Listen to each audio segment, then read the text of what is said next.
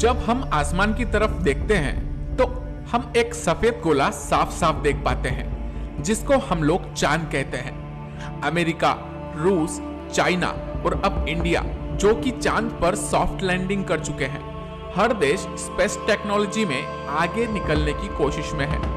आखिर चांद पर ऐसा क्या है जिसको जानने के लिए ये सारे देश इतने एक्साइटेड हैं? शायद चांद के बारे में जितना हम जानते हैं शायद उससे भी ज्यादा एक्सप्लोर करना अभी बाकी है। आज इस वीडियो में चांद के कुछ फैक्ट्स के बारे में जानेंगे जो इंटरेस्टिंग तो है ही, साथ में रोंगटे खड़े कर देने वाले भी हैं। उससे पहले सब्सक्राइब बटन को दबाकर घंटी का बटन जरूर दबा दें, लाइक बटन को हिट जरूर कर दें और कमेंट में जय हिंद लिखकर अपनी देशभक्ति को जग जाहिर कर दें। तो चलिए आपको चांद की सैर करवा कर लाते हैं। सबसे पहला सवाल जो आपके मन में आता है कि ये चांद जो धरती के आसपास चक्कर लगाते रहता है, ये आया कहां से?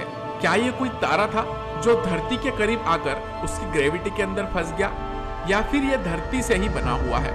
1969 में जब अमेरिका चांद पर जाकर उसकी मिट्टी के सैंपल्स लेकर आया तो जो सच सामने आया उसने सभी को चौंका दिया। रिसर्च से पता चला है कि लगभग 450 करोड़ साल पहले धरती और थिया नाम के ग्रह के बीच जबरदस्त टक्कर हुई। इस टक्कर से भारी मलबा आकाश की तरफ उछला जो एक ऐसी बिना ग्रेविटी वाली कक्षा में चला गया जहां से वापस ये धरती पर नहीं गिर पाया और धरती के आसपास चक्कर लगाने लगा। धीरे धीरे ये मलबा एक जगह इकट्ठे होते गया और एक गोले का आकार लेते गया।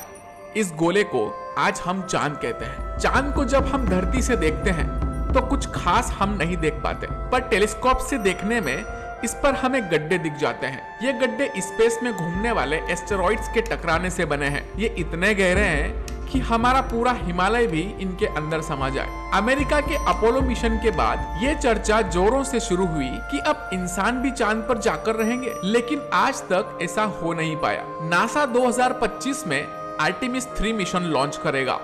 इसमें वापस एस्ट्रोनॉट्स को चांद पर भेजा जाएगा। चांद पर जीवन की संभावना है या नहीं, यह पता लगाने की कोशिश की जाएगी। अब तक की रिसर्च से यह पता चलता है कि चांद पर माइक्रो ऑर्गेनिजम्स तो सरवाइव कर सकते हैं, पर इंसानों का सरवाइव करना मुश्किल है।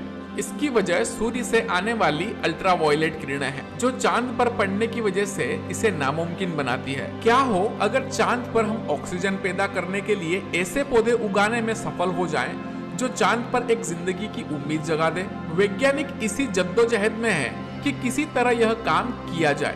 एक इंटरेस्टिंग फैक्ट यह भी है कि अगर चांद न होता तो धरती अपनी जगह पर टिकी नहीं होती।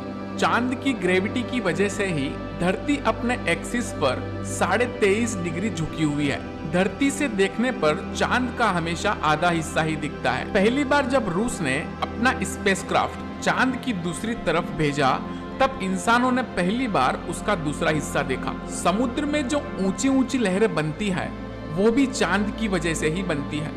चांद की ग्रेविटेशनल फोर्स की वजह से ऐसा होता है। चांद धरती से हर साल 3.8 सेंटीमीटर दूर खिसक रहा है। अपोलो 11 मिशन के दौरान चांद पर कुछ रिफ्लेक्टिव पैनल्स लगाए गए थे। इन पर धरती से एक लेजर बीम डाली जाती है जिससे धरती और चांद के बीच की दूरी का पता चलता है। इसी से ये पता चला कि हर साल चंदा मामा दूर होते जा रहे हैं। तो ये थे चांद के कुछ रोचक फैक्ट्स। ऐसे ही और भी मजेदार वीडियोस के लिए जुड़े रहिए हमारे साथ।